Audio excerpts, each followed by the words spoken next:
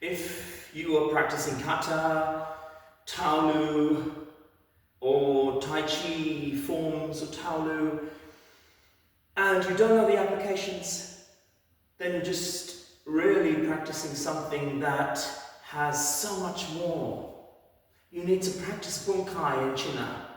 That's very important. Applications, how to use all these techniques.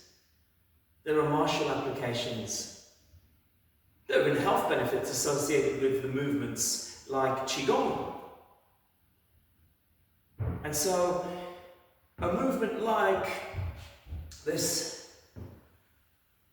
right? The Jade Lady or Fair Lady works the shuttles, is so powerful. There are so many techniques that can come from a simple movement like that, where you can block and punch at the same time, or you can use an open hand strike or push. It can be turned into so much more. The movements can be a double strike if you know how to strike and what your striking surfaces are. The forearm can be phenomenally strong, especially if you've been practicing the internal arts to a high level, like iron palm and iron shirt. Very, very, very powerful. You can be a phenomenal force if you pressure test what you're doing and you know the applications of the forms. So what is pressure testing? Putting yourself up there and sparring with people. Sparring with people from different disciplines and pressure testing your own art and checking its effectiveness. Okay, so I'm not just talking about other Tai Chi and Qigong practitioners sticking yourself out there and doing some sparring with maybe a boxer or a jiu-jitsu person and trying to make your technique work. Maybe it won't work, maybe it will work. Maybe you need to practice against many different people from that discipline, because people vary in their skill and ability, and that's a fact. You have people from all walks of life who practice either diligently or not so much, maybe just once or twice a week, and that person may not be as good as the person who's practicing all the time. That being said, maybe someone is overtraining, someone is undertraining, someone has got it just right in that sweet spot. So think. Every single move has an application.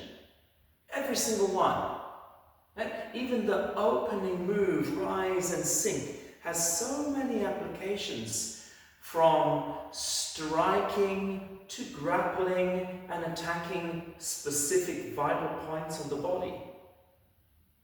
Vital points, less vital points, or maybe nerve strikes that perhaps work well on one person and not on another. Everyone is built slightly differently, and I can strike some people in particular parts of their body and they really feel it, whereas other people do not.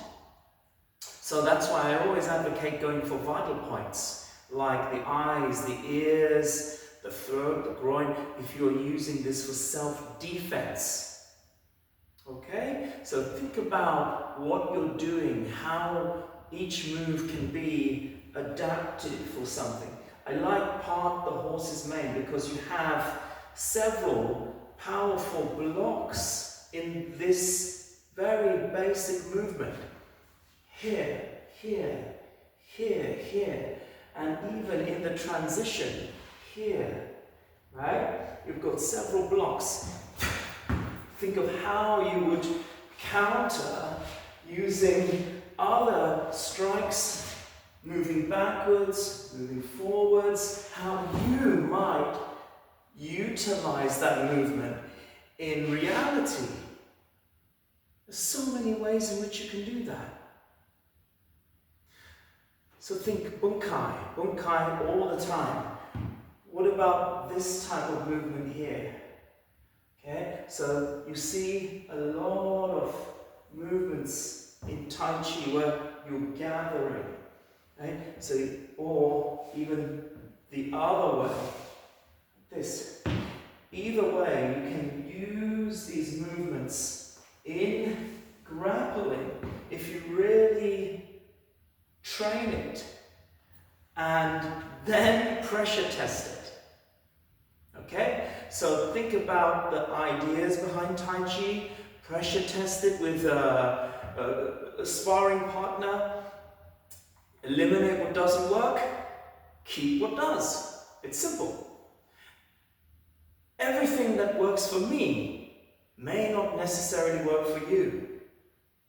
And everything that has worked for me in the past may have to be tweaked and changed and fine-tuned according to who I'm sparring with. And in reality, out there on the street, I need to remember that people don't play by rules and regulations. Sometimes that person has no moral standards and anything goes. So remember that when you practice your drills.